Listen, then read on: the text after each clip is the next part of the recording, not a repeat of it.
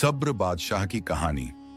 एक बार की बात है, दूर किसी रियासत में एक इंसाफ पसंद और रहमदिल बादशाह हुकूमत करता था। उसकी 7 बेटियां थीं और वह उन्हें बहुत प्यार करता था। बादशाह हर महीने सफर पर जाता और अपनी 7 बेटियों के लिए अलग अलग तोहफे लेकर आता। उसके महल में 7 अलग अलग कमरे थे, जिनमें अलग अलग किस्म का सामान रखा होता था।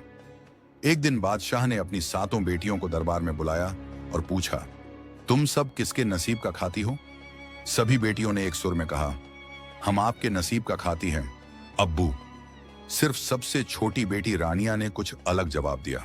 उसने कहा, मैं अपने नसीब का खाती हूं, जो अल्लाह ने मेरे नसीब में लिखा है वही मुझे मिलता है। रानिया की ये बात सुनकर बादशाह को बहुत गुस्सा आया। उसने रानिया को सजा के तौर पर महल के एक कमरे में बंद करवा दिया। कुछ समय बाद बादशाह फिर सफर पर जाने लगा। जाते वक्त उसने अपनी बेटियों से पूछा, तुम सबको क्या चाहिए? हर बेटी ने अपनी अलग अलग फरमाइश बताई। फिर बादशाह रानिया के पास गया और पूछा, तुम्हें क्या चाहिए? रानिया ने मुस्कुराकर कहा, मुझे सब्र चाहिए। बादशाह ने हैरान होकर कहा, ठीक है, और सफर पर रवाना हो गया। जब बादशाह सफर से लौट रहा था, उसने सब बेटियों की चीजें खरीद ली। फिर उसे याद आया कि रानिया ने तो सब्र मांगा था। उसने अपने सिपाहियों से कहा, जो चीज रानिया ने मांगी है जाकर ले आओ।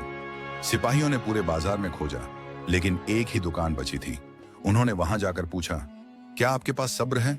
दुकानदार ने उन्हें एक बांस, बैम्बू दिया और कहा, यही है सब्र। सिपाही वो बांस लेकर बादशाह के पास आए। बादशाह ने उसे लेकर महल की ओर रुख किया। महल पहुंचकर बादशाह ने सभी बेटियों को दरबार में बुलाया, सिवाय रानिया के। सबको उनकी मांगी हुई चीजें दी गईं। फिर एक सिपाही रानिया के कमरे में गया और वह बांस उसे दे दिया। रानिया ने पूछा, ये क्या है? सिपाही ने कहा, हमें यही सब्र मिला। रानिया ने चुपचाप बांस ले लिया और एक कोने में जाकर बैठ गई। कुछ समय बाद रानिया के सिर में दर्द हुआ। उसने सोचा, चाय बना लूं। जब वह बांस को तोड़ने लगी तो उसमें से एक पंखा निकला। पंखा देखकर वह डर गई और चिल्ला पड़ी, ये क्या है? जैसे ही उसने पंखा सीधा घुमाया, उसमें से एक बादशाह बाहर आ गया। उसका नाम था सब्र बादशाह। रानिया डर गई और पीछे हट गई। उसने पूछा, तुम कौन हो और यहां कैसे आए? सब्र बादशाह ने कहा, तुमने पंखा सीधा घुमाया तो मैं आ गया, अगर उल्टा घुमाओगी तो मैं वापस चला जाऊंगा। रानिया ने पंखा उल्टा घुमाया और वह बादशाह चला गया। अब रानिया उस पंखे को बार बार घुमाकर सब्र बादशाह को बुलाने लगी। दोनों की दोस्ती हुई और फिर उन्हें एक दूसरे से प्यार हो गया। कुछ दिनों बाद दोनों की शादी हो गई और सब्र बादशाह रानिया को अपने महल ले गया। कुछ समय बाद रानिया ने सब्र बादशाह से पूछा, क्या मैं अपनी बहनों को अपनी शादी की दावत में बुला सकती हूँ? बादशाह ने कहा, जरूर। रानिया ने एक संदेश अपनी बहनों के पास भिजवाया। बहनें बहुत उत्साहित हुईं और अपने अब्बू से पूछा, क्या हम जा सकते हैं? बादशाह ने इजाजत दे दी। वो सब रानिया के महल पहुंची। उसके आलीशान महल और खूबसूरत पति को देखकर उन्हें जलन होने लगी।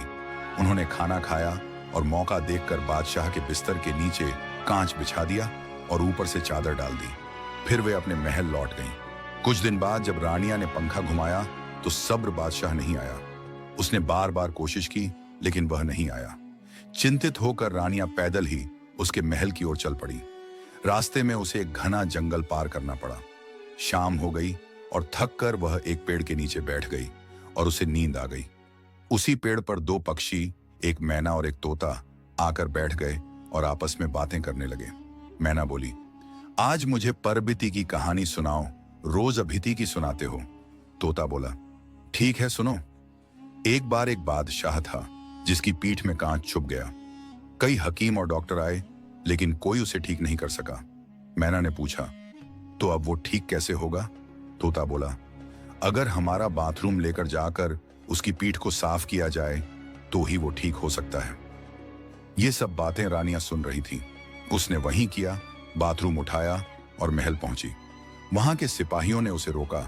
उसने भेष बदल लिया और कहा, मैं बादशाह का इलाज करने आई हूं। बहुत मान मनोवल के बाद उसे अंदर जाने दिया गया। रानिया ने सब्र बादशाह का इलाज शुरू किया और कुछ ही समय में वह ठीक हो गया। फिर रानिया ने अपना असली रूप दिखाया और सारी कहानी सुनाई। इसके बाद रानिया और सब्र बादशाह खुशी खुशी अपनी जिंदगी बिताने लगे।